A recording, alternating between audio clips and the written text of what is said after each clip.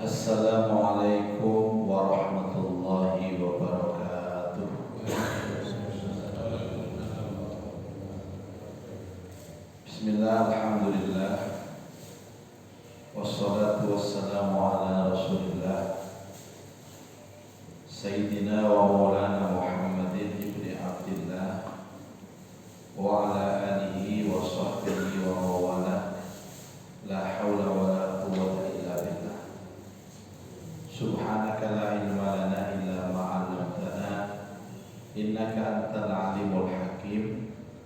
Rabbi shrah li sadri wa yassir li amri wahlul 'uqdatam min lisani yafqahu qawli. Amma ba'du. Ila hadratin nabiyil mustafa Muhammadin sallallahu alaihi wasallam wa alihi wa ashabihi wa dhurriyyatihi ajma'in. Qadai hajatina wa hajatikum wa khasatan hajati man hadara fi hadzal majlis li ridha'illahi wa li wajhillahi wa usuli maqasidana insyaallah ala ridha. Al-Fatihah. A'udzu billahi minasy syaithanir rajim. Bismillahirrahmanirrahim. Alhamdulillahi rabbil alamin arrahmanir rahim maliki yaumiddin.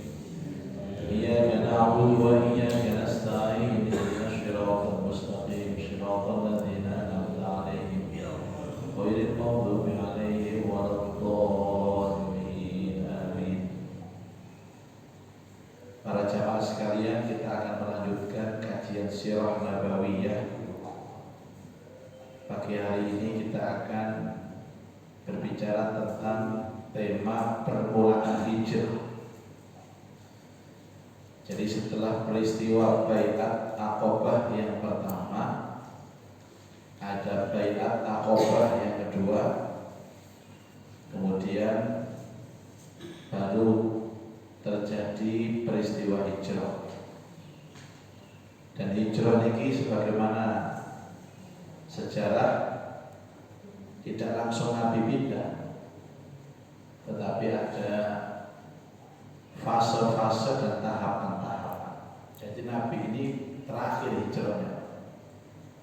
Makanya Nabi itu tidak terjadi pindahnya di bulan Hijriah, di bulan Muharram, tetapi di bulan Syawal. Itu sudah pernah dijelaskan. Nah, pertama kali terjadi di bulan Muharram. Jadi tepat Nabi ini membuat Muharram tapi Syawal. Terjadinya Bai'at Aqabah baik yang pertama maupun yang kedua ini salah satu penyulut terjadinya hijrah. Penyulut yang pertama bahwa Mekah ini kondisinya tidak bisa untuk dikembangkan Islam, satu. Yang kedua, tempat yang akan dituju hijrah yang bernama Yasrib atau Madinah sekarang itu sudah banyak yang masuk Islam. Contoh dengan manggon Sememi.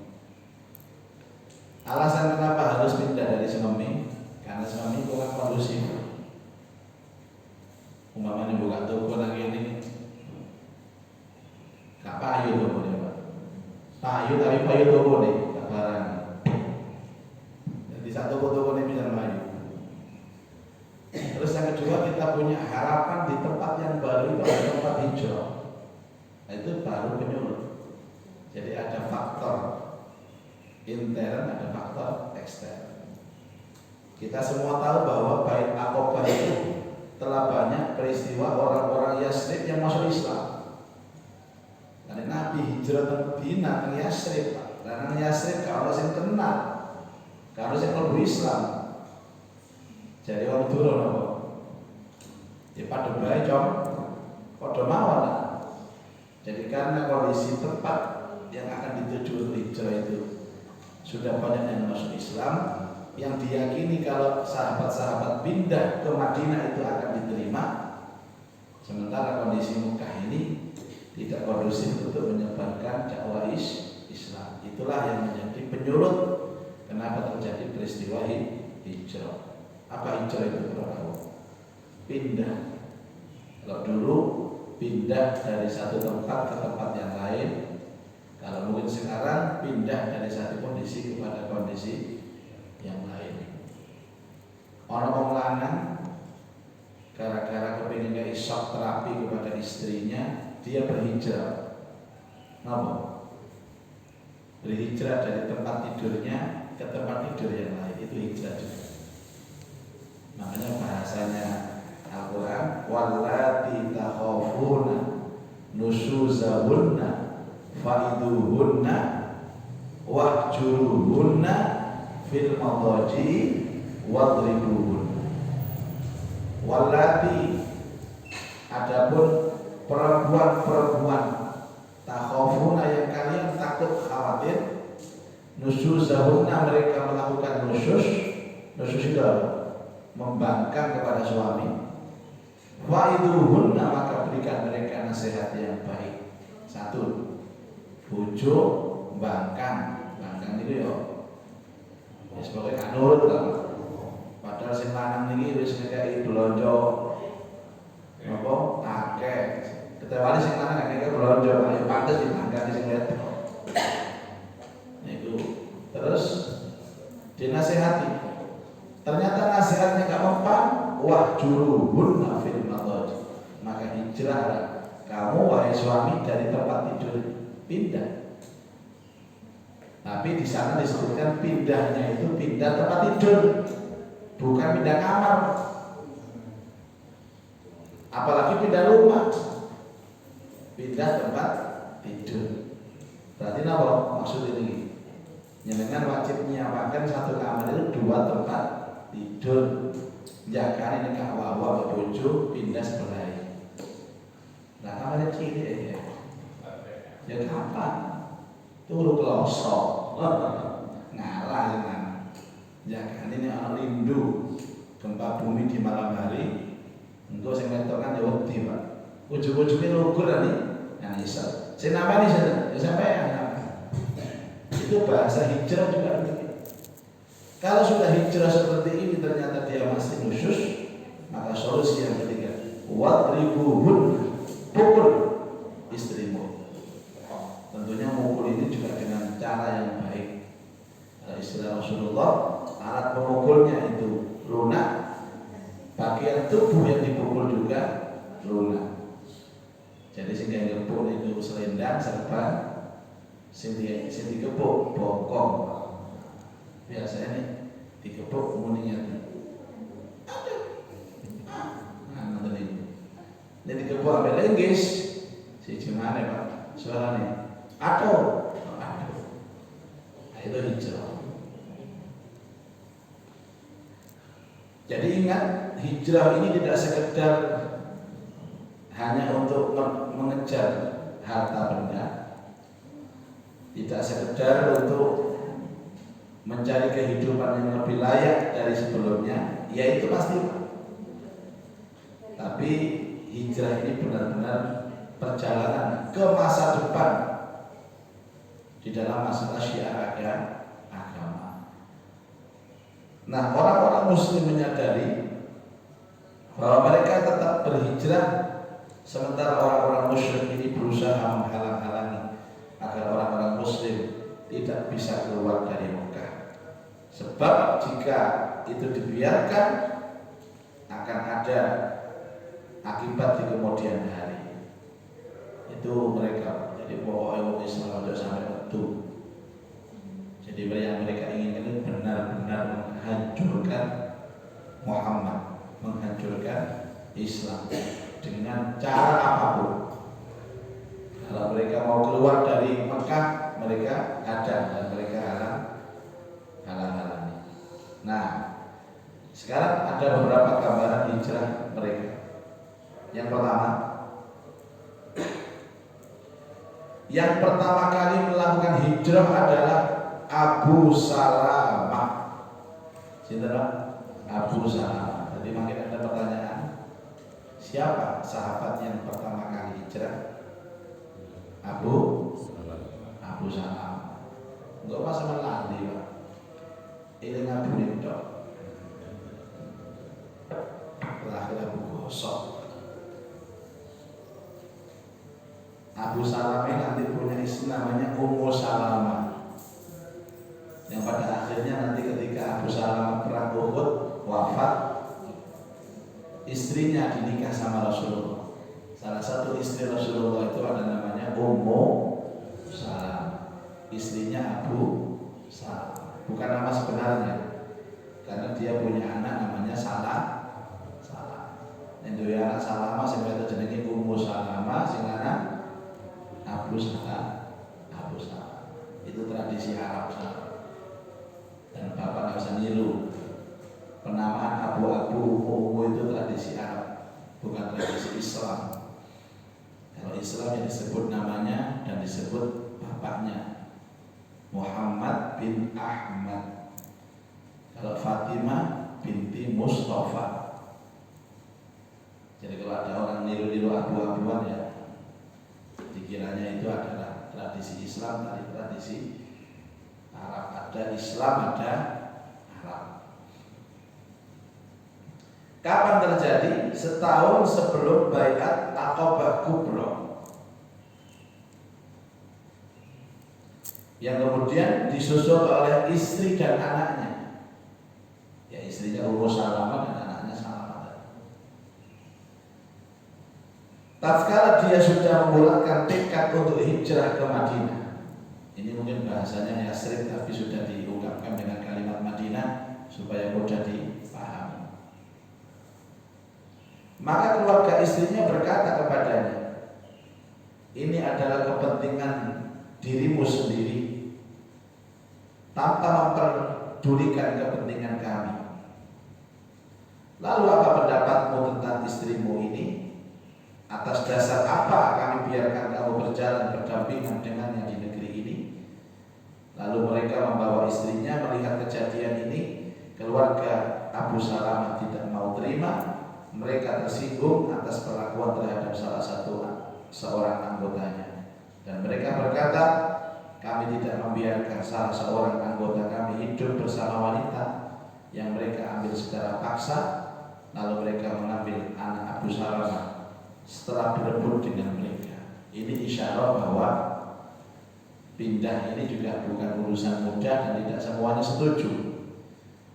Istrinya yang semula ikut, anaknya yang semula ikut, ternyata atas dorongan dari keluarganya dihalang-halangi, sehingga Abu Salamah hijrah ke Madinah itu sendirian. Sementara Ummu Salamah yang ditinggal suaminya dan kehilangan anaknya hanya bisa pergi ke tengah padang pasir, lalu menangis di sana sejadi-jadinya hingga sore hari. Begitulah yang selalu dia kerjakan setiap harinya hampir setahun. Jadi karena hanya diprovokasi oleh keluarganya, Abu Salamah berangkat hijrah ke Madinah. Ummu Salamah kari, padahal Ummu Salamah itu kepingin hijrah bersama suaminya. Akhirnya setiap hari dia itu ke padang pasir, tempat di mana dia melepas suaminya, untuk menangis sampai setahun menangis. Bendina nangis tahun.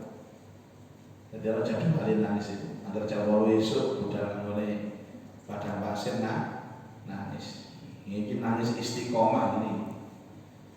Gara-gara merasakan pedihnya ditinggal suami hijrah dan kehilangan anak. Nah, melihat keadaan ini, salah seorang kerabatnya merasa kasihan kepadanya. Lalu berkata kepada mereka, mengapa kalian tidak membebaskan wanita yang malang ini? Kalian telah memisahkan dirinya dengan suami dan anaknya. Maka mereka berkata kepada Ummu Salamah, jika engkau mau, susullah suamimu. Ini zaman saat ini Pak, tinggal hijrah nyusul numpak bis sedina tutup. Nah ini Medina 500 kilometer. Nek melaku nggih 500 kilo itu pun ini Banyuwangi, di Banyuwangi, Surabaya Banyuwangi. Di zaman nanti Pak nyoba melaku di Banyuwangi kira-kira seminggu. Numpak onto bisa 4-5 hari.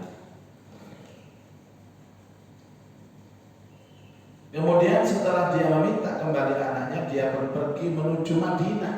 Ya Pak. menempuh perjalanan jauh sejauh 500 km. Masya Allah, wedok jalan cilik tanpa disertai siapapun. Kok kendel Bu? Ya karena tekad. Wong niku napa jenenge karena tekad kuat niku masih nyebrang laut dilakoni. Nggih.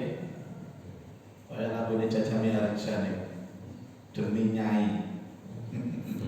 Nggih, nah sampeyan tahu ya demi nyai. Tapi ini demi Rasul. Sampai kenapa Bu? Kelambi ini dikadek kabeh demi nyai.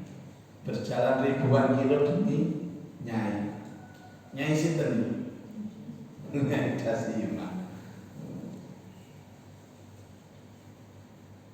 500 km tidak disertai siapapun. Nah, baru setelah tiba di Tan'im itu boleh. Tan'im itu masih daerah Mekah, tapi sudah keluar tanah haram kalau sekarang Pak. Itu sudah arah ke Madinah. Makanya Tan'im ini disebut tempat mikot untuk umrah. Kenapa? Karena posisinya di luar tanah haram. Jadi mikot itu syaratnya itu harus di luar tanah haram. Mikot yang paling dekat dengan Masjidil Haram adalah Tan'im, sekitar 7 kilo dari Mekah. Biasanya buat disambangi dari jamaah dilewati tok biasa. Karena kebanyakan jamaah itu kalau umroh dari Madinah, pertama di Bir Ali, kedua di mana? Ji'rana. Kenapa ada Ji'rana Pak? Nah, itu satu paket dengan ziarah nih. Jadi mari ke Jabal Sur, jadi Jabal Sur ke Mina ke Musdalifah ke Arafah, baru dari Arafah menuju ke Ji'rana, satu jalur. Ini Tan'im nyempak. Kecuali kalau berangkat dari Mekah numpak taksi piyambak. Niku baru ketemu. Padahal enak Tan'im di Ji'rana.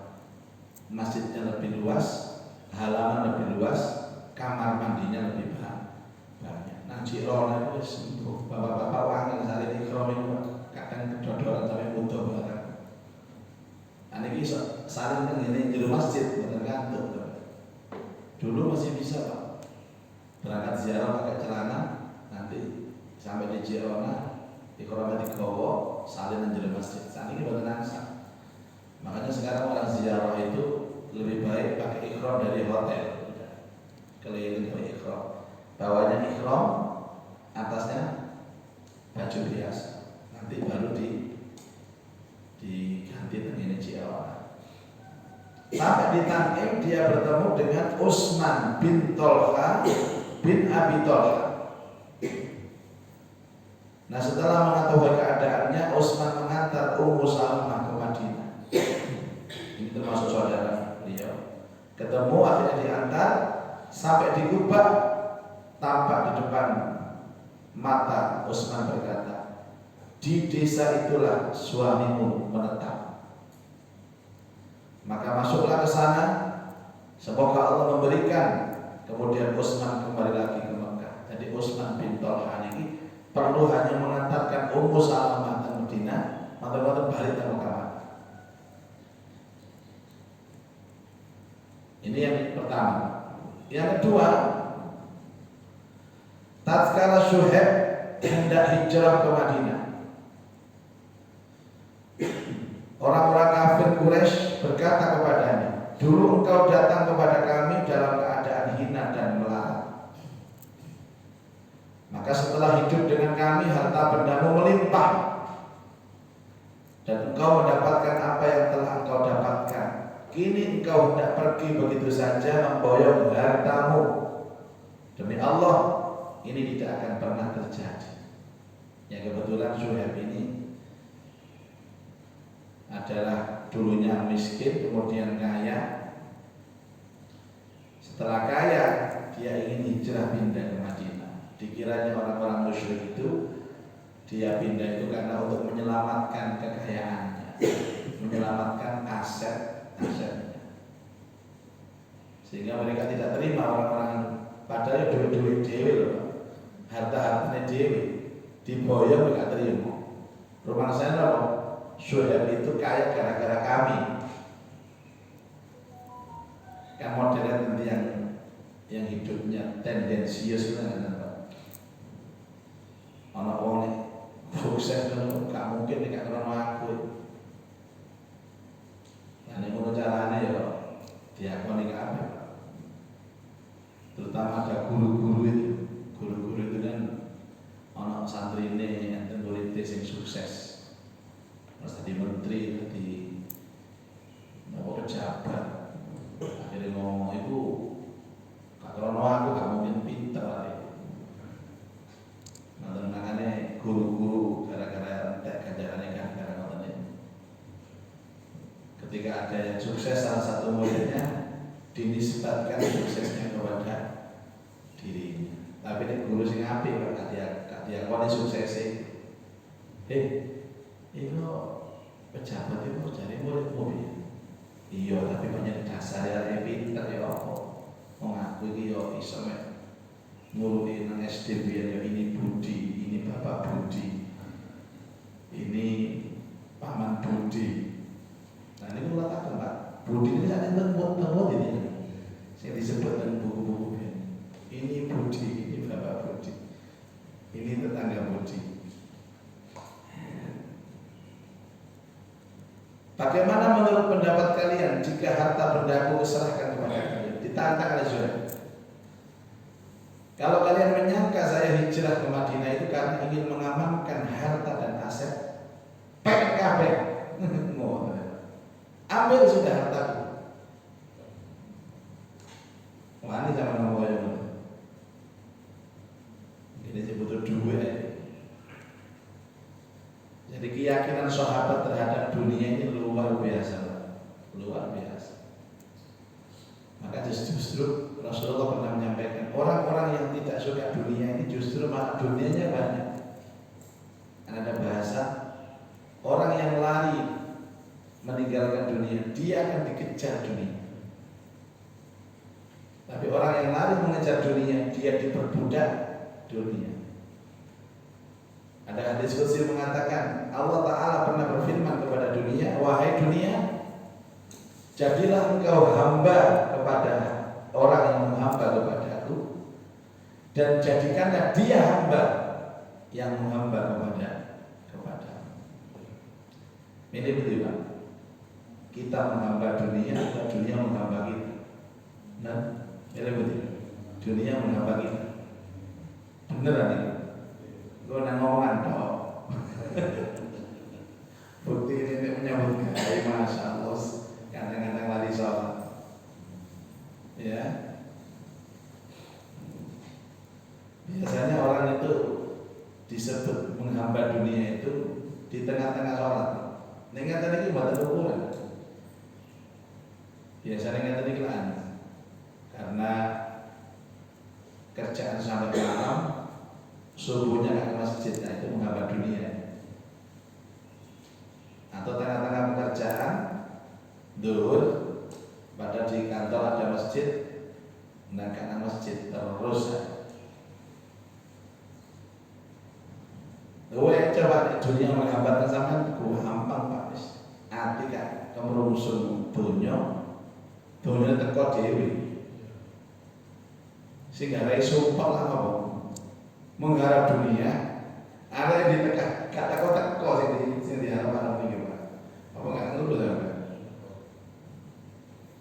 Katanya Syuaib, ambil semua harta yang kamu kira itu sebabnya karena kalian cukup.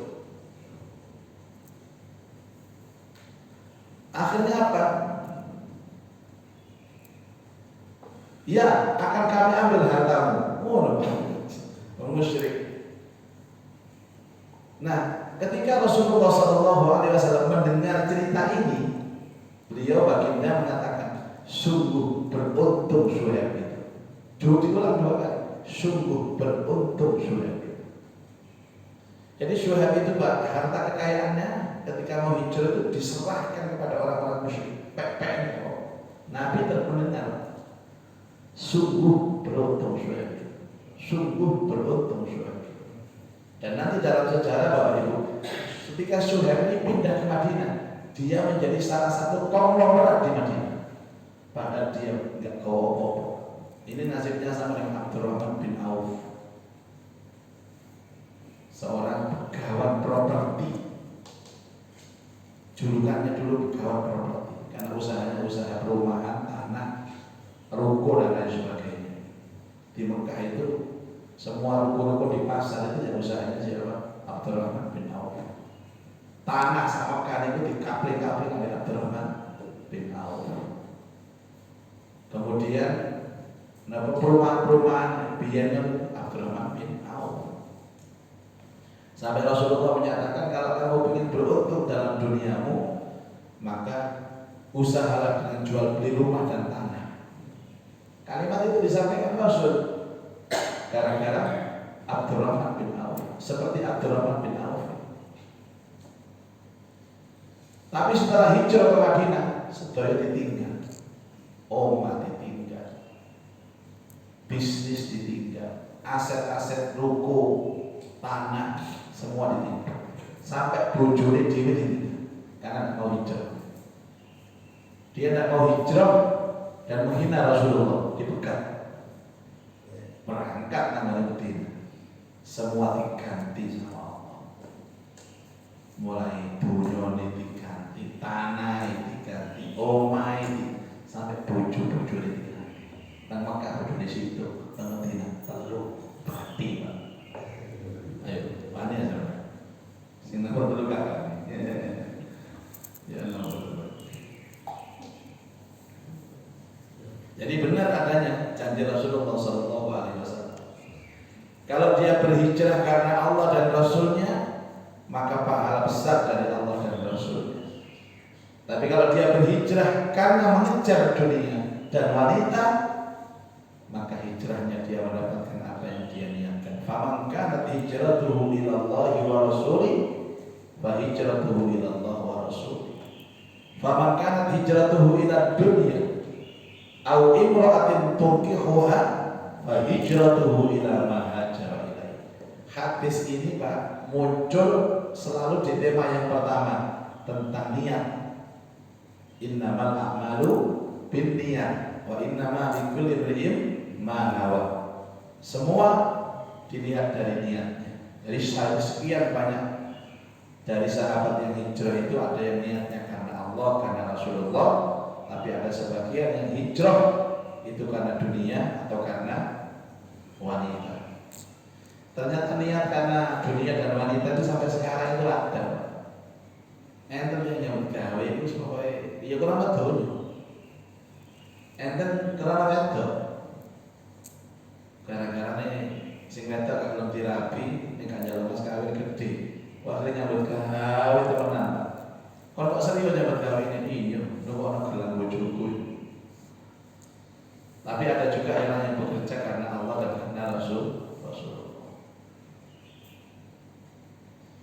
Nah yang ketiga siapa? Umar ibnul Khattab. Ini adalah Umar ibnul Khattab. Yang pertama siapa Bapak? Abu Salamah. Yang kedua Syuaib. Yang ketiga Umar ibnul Khattab. Ada lagi Iyas bin Abi Rabi'ah, Hisham bin Asi, yang sudah saling berjanji bertemu di suatu tempat. Esok paginya setelah itu mereka hijrah berbarengan ke Madinah. Umar dan Iyas dapat tiba di tempat yang dijanjikan, namun Hisham ditahan orang-orang Quraisy. Awalnya pindah itu ayat dikuyok-kuyok ditahan. Umar dan Iyas meneruskan perjalanan ke Madinah dan singgah di Kuba. Abu Jahal dan saudaranya Haris menemui Iyas di Kuba dan berkata kepadanya, sesungguhnya ibumu bernada tidak akan menyisir rambutnya dan berteduh dari terang matahari sebelum dia melihatmu. Tentu saja hatinya merasa iba karena mendengar penuturan itu. Jadi Umar sama Iyas ini disamperi sama siapa? Abu Jahal. Dan Abu Jahal ini berusaha provokasi, terutama kepada Iyas. Ibumu ini saya ingin nazar. Dia sekarang duduk di bawah terik matahari. Ya, dia bernazar tidak akan pulang ke rumah nikah kodokon. Dia tidak akan menyisir rambutnya sampai dia bertemu dengan kamu. Tadi beliau mulia. Itu provokasi dari siapa? Abu Jahal. Kemudian Umar menguatkan hatinya Iyas. Iyas, demi Allah, jika mereka hendak memperdayaimu agar engkau meninggalkan agamamu, maka hindarilah. Demi Allah, jika ibumu sudah tersiksa oleh kutu, tentu dia akan menyisir rambutnya. Dan jika tidak tahan dibakar panasnya terik matahari, dia akan berteduh. Tenang aja, aku ngerti kok. Nanti cari Abu Jahal, ibumu nazar gak surenan terus sampai ketemu kawan. Engkau ini akan tumongi surenan. Keramas. Nah, ibumu gak mau tahan di bawah terik matahari. Itulah cangkemnya Abu Jahal. Itu cangkemnya Abu Jahal. Tidak mungkin lah orang bernazar surenan itu. Namun Iyas tetap memutuskan kembali ke Mekah bersama Abu Jahal dan Haris agar ibunya menghentikan nazarnya. Dan Umar berkata kepadanya, kalau memang itu pilihanmu, maka ambil ontaku ini dan gunakan, karena dia adalah seekor onta yang pintar dan jinak. Naiklah ke atas punggungnya. Jika kau ragukan niat kaummu, maka segeralah naik onta ini dan mencari selamat. Akhirnya Iyas pergi bersama keduanya, Pak. Siapa tadi? Abu Jahal dan Haris menuju Mekah. Setelah melakukan perjalanan beberapa lama, Abu Jahal berkata, wahai keponakanku, demi Allah, sesungguhnya ontaku ini sudah kepayahan. Apakah engkau sudi memboncengku di atas punggung ontamu? Dia melakukan tipu daya lagi Abu Jahal itu. Jenenge Abu Jahal. Apa enten Abu Jahal ini? Enten, kata. Cuman jenenge juga Abu Jahal, wis diganti. Dugel tak apa. Boleh silakan.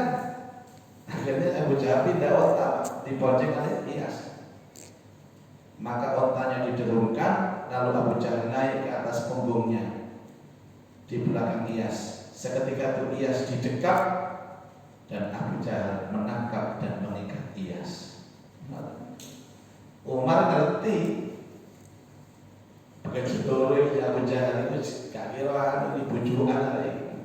Jadi setelah di atas ontanya didekap, ditangkap, diikat tangannya.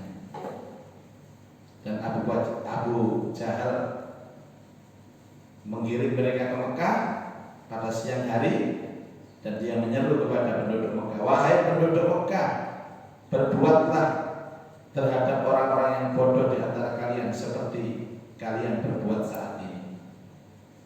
Akhirnya ditangkap, Pak. Gak jadi hijrah. Iya sih. Nah, inilah gambaran tentang apa yang dilakukan orang-orang Quraisy terhadap Muslim yang diketahui hendak hijrah.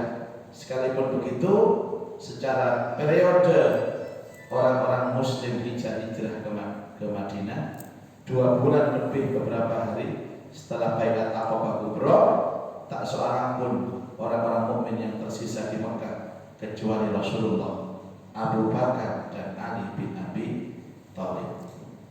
Dan Rasulullah dalam sejarah bersama Abu Bakar, kemudian diikuti Ali, adalah rombongan terakhir yang hijrah dari Mekah menuju Madinah. Wallahu a'lam bishawab. Ini cerita tentang fase hijrah. Adapun nanti hijrahnya Rasulullah bagaimana dramatisnya dulu pernah saya ceritakan pada waktu membahas tentang tahun baru Hijriah. Tapi nanti kita akan bahas kembali. Ini menunjukkan bahwa kemarin dulu katanya Nabi itu peristiwa hijrah. Kok Nabi hijrahnya bulan Syawal? Syawal itu 1 bulan setelah Muharram. Padahal katanya momentum Hijriah itu Muharram. Ternyata yang dimaksud itu adalah rombongan pertama yang pindah dari Mekah ke Madinah itu terjadi pada bulan Muharram, yang kemudian dijadikan tonggak untuk menentukan kalender Islam, yaitu kalender Hijriah. Siapa tadi Pak? Abu Salamah, Syuhaib, dan Umar ibnul Khattab. Setelah itu ada rombongan lagi, dan yang paling terakhir siapa tadi? Rasulullah, Abu Bakar Siddiq, dan Ali bin Abi Thalib. Nyata-nyata kira-kira ulang Arab atau siapa namanya? Alhamdulillah. Cara lali nanti diulang balik video ini, video. Makatan hadirin mugi-mugi tetesaken keterangan sing manfaat dunia wal akhirah. Al-Fatihah.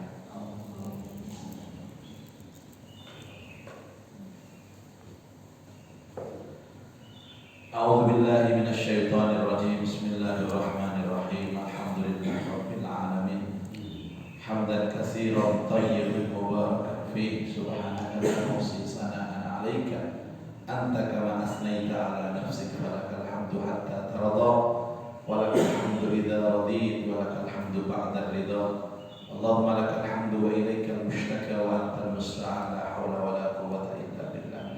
Allahumma anfa'na bima 'allamtana wa 'allimna ma yanfa'una wa zidna ilman nafi'a. Allahumma arzuqna fahman nabiyyin wa hifdzal mursalin wa ilhamal malaikatil muqarrabin. Rabbi yassir wa la tu'assir, Rabbi tammim bil khair innaka ala kulli syai'in qadir. Rabbana atina fid dunya hasanah wa fil akhirati hasanah wa qina adzaban nar. Wa sallallahu ala sayyidina Muhammad wa alihi wa sahbihi wa baraka wa sallam. Walhamdulillahi rabbil alamin. Subhanakallahumma wa bihamdika asyhadu an la ilaha illa anta astaghfiruka wa atubu ilaik. Assalamualaikum warahmatullahi wabarakatuh.